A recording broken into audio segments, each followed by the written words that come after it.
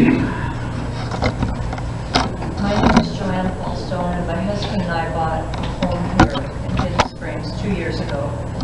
And when we were looking at it, one of the complaints I had was that it was so dark and dreary inside and out of date.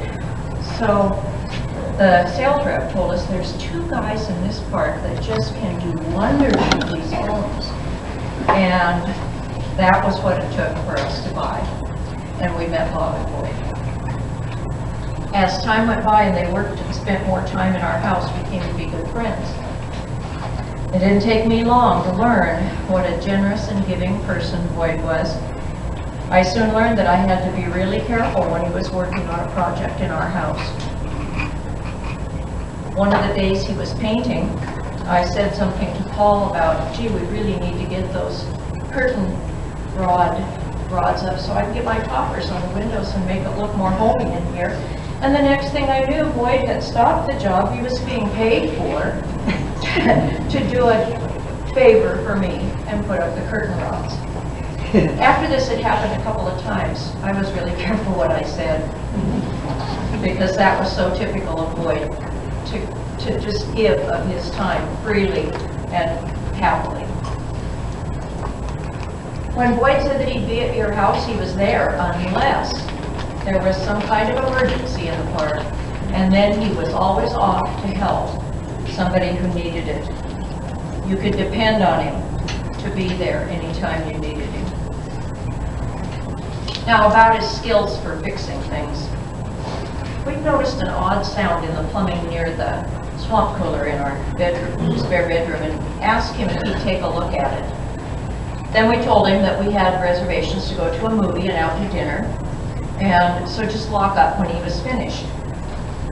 When we got home, we knew immediately when we stepped in the house that he had fixed the swamp cooler. It was 60 degrees in the house, and I had not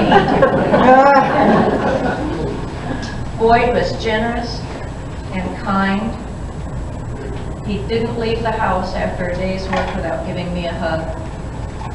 Knowing and working with him was such a pleasure, and with Bob. We were fortunate to have known him, and we will forever miss his smiling face at our house.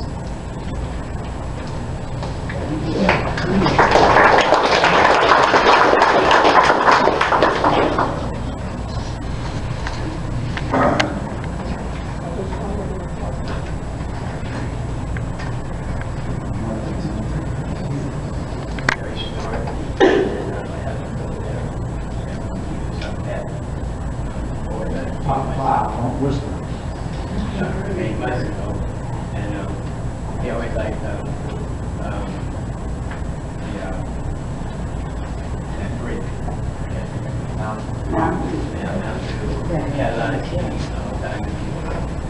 He would put something down and then forget that he had it there. And then we got home and we would call him. And he would come back and then do something else. And he brought joy to us.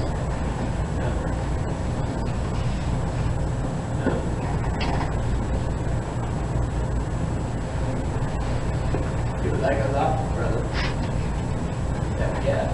And he was so nice.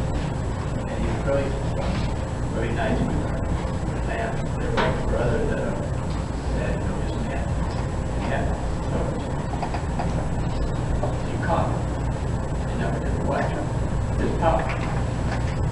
And he was very good to me. And like right now he's quite beat up in heaven. Still maybe talk.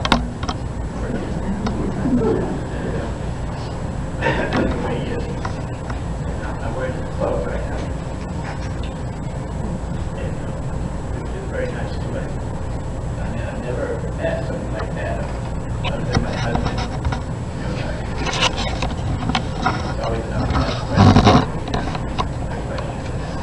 Because I go to the body short.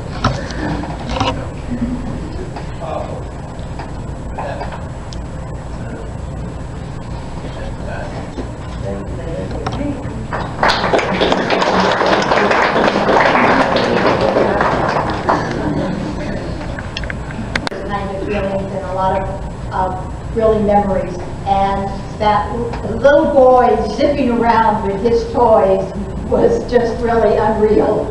And we're all really going to miss him.